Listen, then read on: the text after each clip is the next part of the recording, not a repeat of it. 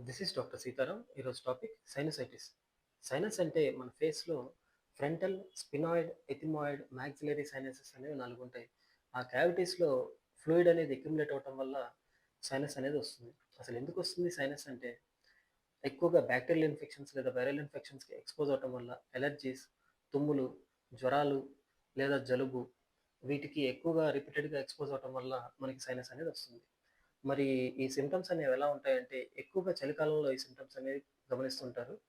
Face అనేది ఎర్రగా అయిపోవటం, ఇక్కడ ఉబ్బినట్టు ఇన్‌ఫ్లమేషన్ రావటం, నెక్స్ట్ తుమ్ములు, ముక్కులోంచి నీళ్లు కారటం, లేదు ముక్కు దిబ్బలుగా ఉండటం, ముక్కు మూసుకుపోయినట్టు, నైట్ పూట పడుకుంటే సడెన్‌గా ఊపిరి ఆగిపోయినట్టు నిద్ర లేవటం, తలకాయ నొప్పి రావటం.